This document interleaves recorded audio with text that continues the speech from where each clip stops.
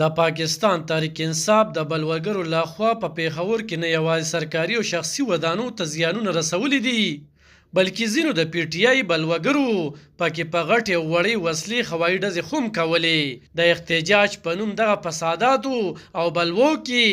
خوش او اووه تنان مړه شوي دي خو ځینې پکې ښه لاروي هم وو کم چې دیاړی مزدورۍ له تللي وو د تحصیل تنګي بازو کلی شریف ګل وایي چې رور یې مزدور کار او واپس د مزدورۍ نه کلي ته راتللو چې د ګولۍ ښکار شو او څلور تنکي بچي ترې پاتې شول هغه وایي چې د ده د ګوند د احتجاج او بلوو سره هیڅ تړاو نه و خو چې کله دغه فسادونه پیل شو نو مارکیټونه بند شو او دوی واپسي کوله چې په رش کې ترې رور بې درکه شو او بیا د هغه د مرګ اطلاع ورته وشوه چرګانو چوک ته راورسېدو دغه چوک نه چې لږ مخکې شو مرچکو منډی ورته وایي دغه ځای کې سترګې مې بلکل نظر کار نه کړو هغه چې دی نو دا رور هم راته وایي را چې دا مخ لاس ووینځو نو بس بیا به ځو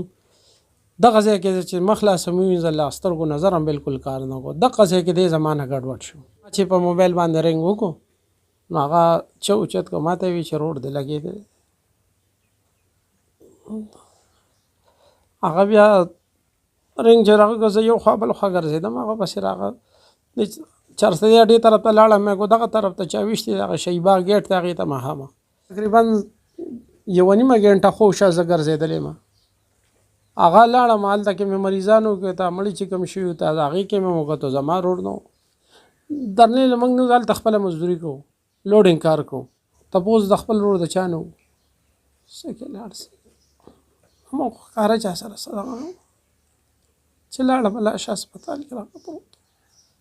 خو اوس سوال دا دی چې دغه ځوان د وژنې ذمهوار څوک دی د هغه د ماشومانو بچو نه د سر سورې چا واغستو په دغه کې کو ګټه شوي وي نو هغه تحریک انصاف او عمران خان شوه خو تاوان او بربادي خو هم د دغه ماشومانو په برخه تمامه شوه